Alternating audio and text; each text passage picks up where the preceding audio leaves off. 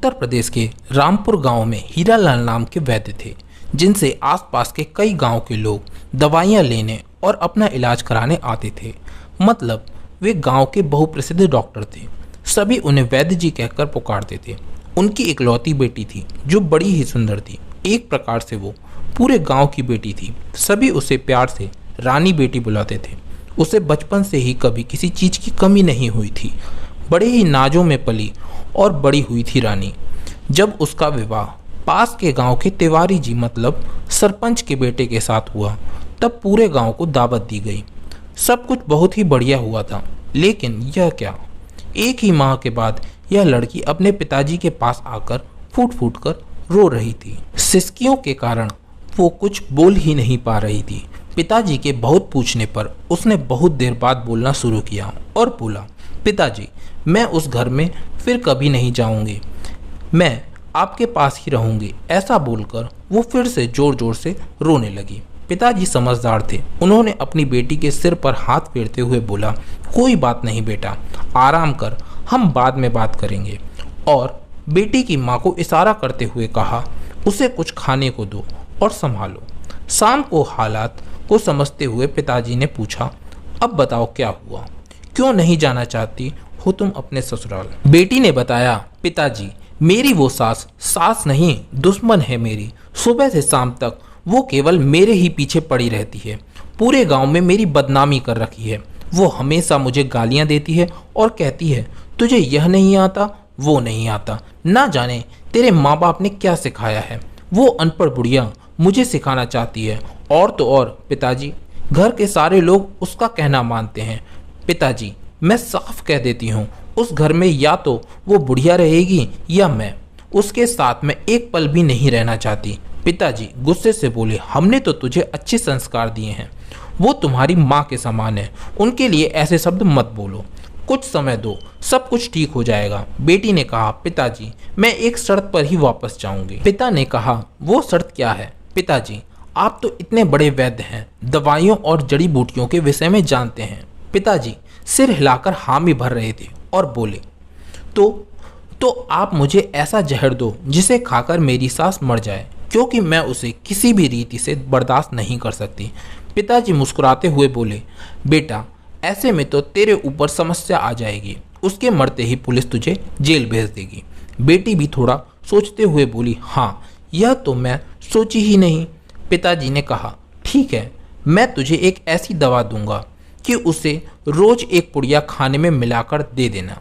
लगभग 2 महीने में कोई भी इसे थोड़ा थोड़ा खाकर मर सकता है। इस पर कोई तुझ पर संदेह भी ना करेगा और तेरा काम भी हो जाएगा। बेटी के तो जैसे आंखों में चमक आ गई और कहने लगी, पापा, आप कितने अच्छे हो और मुझे क्या करना होगा? पिताजी ने कहा, और देख, किसी को शक संदेह ना हो, इसलिए उससे लड़ना नहीं, बड़े प्यार से रहना। वो जो भी कहे उसे मान लेना, क्योंकि वो 2 ही महीने की मेहमान होगी। बेटी ने सारी बातें खुशी खुशी मान ली और अपने पिताजी से 2 महीने के हिसाब से 60 धीमे जहर की पुड़िया लेकर अपने ससुराल लौट आई। अब के हिसाब से रोज सासू माँ के खाने में एक पुड़िया मिलाकर देना शुरू की और बड़े प्यार से घर में रहने लगी। अब सासू माँ यदि गाली देती तो भी बहू पर कुछ असर नहीं होता, वो बहुत प्यार से जवाब देती। लगातार 1 माह तक बहू के अच्छे व्यवहार के कारण सास का भी मन बदलने लगा। अब वह अपनी बहू को गाली बकना बंद कर दी और उससे बिना बात के चिल्लाना भी कम कर दी। बहू को भी लगने लगा, अब तो कुछ ही दिन की मेहमान है मेरी सासू माँ, इसलिए उसकी और सेवा करती। इसलिए वह रात को सासू माँ के पैर भी दबाने लगी और सिर पर तेल भी मल देती थी। अब तो सासू माँ सारे गांव में कहती नहीं थकती थी कि बहू हो तो मेरी बहू जैसी, और वह अपनी बहू को अपनी बेटी से भी बढ़कर प्यार करने लगी। उसे घर का सारा अधिकार और जेवर और सब कुछ सौंपने लगी। यह सब देखकर बहू की आंखों में आंसू आ गए। वह अपनी सास को अपनी माँ के जैसा प्यार करने लगी और तभी उसके मन में एक डर समाने लगा और वह उसी दिन अपने मायके आई और अपने पिता से लिपटकर रोने लगी और कहने लगी, पिताजी, आप कुछ भी करो लेकिन मेरी माँ को बचा लो। पिताजी ने कहा, माँ को? वो तो ठीक है, सो रही है। बेटी ने कहा, अरे मैं सासू माँ के विषय में बोल रही हूँ।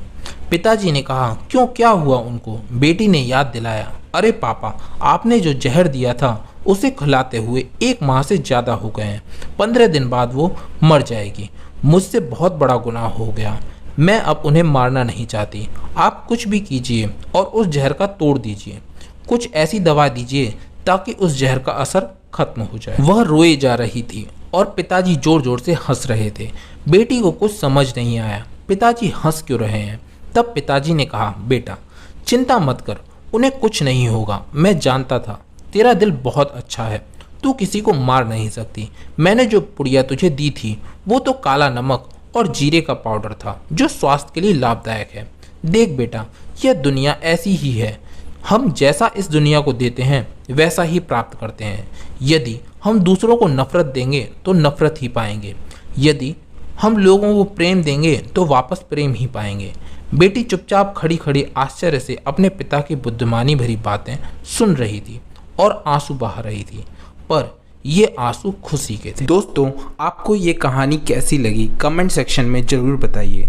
अगर कहानी अच्छी लगी हो तो वीडियो को लाइक और शेयर कीजिए और ऐसी ही कहानियाँ और पाने के लिए चैनल को सब्सक्राइब कीजिए और बेल आइकन को दबा के ऑल पर सेट करना मत भूलिएगा। तो फिर मिलते हैं नेक्स्ट वीडियो में। Till then take care and keep smiling.